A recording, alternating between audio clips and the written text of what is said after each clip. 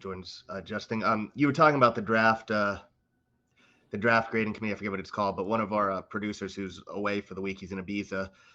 He wanted to know what your thoughts on how accurate the ratings are for when players get graded to come out, and your thoughts on people following that. Is that more just taking a risk on them? Do you support them just coming out, trying to get the money as quickly as they can? Or is there anything you would tell players if you didn't feel they were ready to enter? What grading? I just asked, like, what grading are you talking about?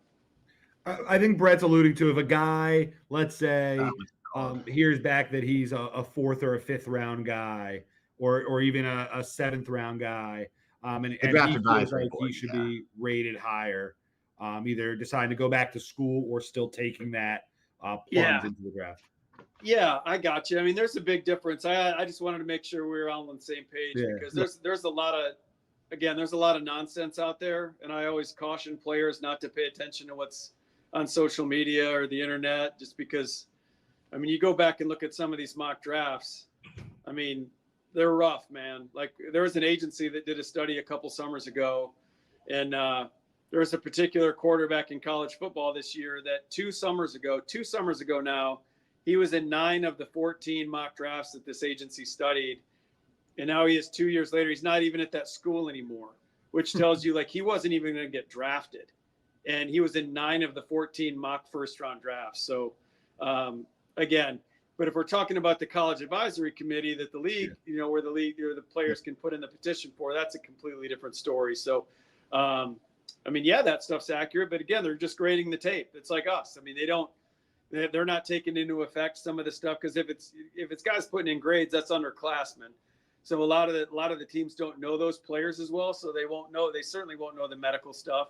They'll have a little bit of the character, but not a full picture of the character.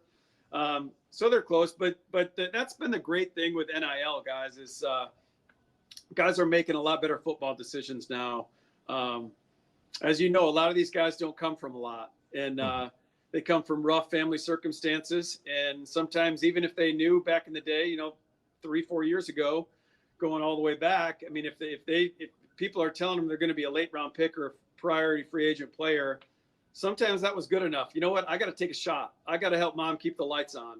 Like, I've got a sick sibling in the hospital. I got to help pay bills. So they were even if it wasn't a top 100 pick, I mean, they were going because they felt the need to do it. Now with NIL, they don't have to do that. These schools can help take care of them. A lot of these guys are making 6 figures in college football now. So that's been a good thing. We've seen the junior numbers plummet. I mean, they topped out in 2019. I think we were up in the 140 somewhere. This past year, as 59 juniors came out. So that's a good thing. These guys are making good decisions. They're not rushing into it, and they're getting better on the field. They're more NFL ready now, which I think, big picture, it's good for everybody. So, I hope I'm answering your producer's question, but that's where I'm at with it. Jim, let me ask you. You touched on NIL, and I do agree that in a lot of aspects, it's really good for some of these guys that need that help, and kind of they don't have to go nefarious ways to kind of help out their families. But it does seem like we're reaching a point where there needs to be some sort of structure built around NIL. Is there anything from kind of just an outside looking in perspective that you specifically would like to see change about the NIL structure? Yeah, there needs to be a cap. You need to cap that thing somehow. Right now, the spending is crazy. I think we need to, level the playing field. I mean, that's the great thing about the NFL is there is a cap in place. So I think that's where we're headed. I don't think this model is sustainable right now for these universities. It's not going to make economic sense for them. We've seen some of the stuff that's been put out, what Ohio State has spent this offseason, I saw a number on social media, what Florida State spent this, and you don't know if those are real numbers or not, but it's stuff that's getting floated. So, yeah, and again, more than anything, I think where we're at in the transfer portal NIL world, my head immediately goes to the coaching profession. This thing is not sustainable for these guys. There's zero quality of life right now in college coaching. I can't tell you how many conversations I have each week where guys are they're worn out. They want to get in the NFL. Unfortunately, there's only 32 NFL teams, so those jobs are limited. But like if my son's in college right now, if he wanted to go be a college coach, I would do everything in my power not to let him be a college coach. It is not a great quality of life right now. And for that reason alone, this whole thing needs to get rectified. It needs to get cleaned up. Whether that's keeping college coaches off the road and hiring full recruiting staffs for college and letting them do it the NFL model, just so these guys can have a little better quality of life, we're going to have to do it because we're gonna eat through coaches quickly if things don't change. But do you think that that's NIL based, or do you think that that's people realizing that we're no longer in the era, I think in any industry, of essentially the work yourself into the ground mentality? And while people are, and I coach high school sports, and I remember even 8 years ago looking around and saying, like, why are we killing ourselves for a high school sporting event? Like, why are we driving ourselves in the ground? Why are teams spending $100 million reportedly for a college sport? So is it NIL kind of making things more difficult, or are people just realizing that, hey, we need to work on our mental health just as much as we're driving ourselves into the ground to build up this football team?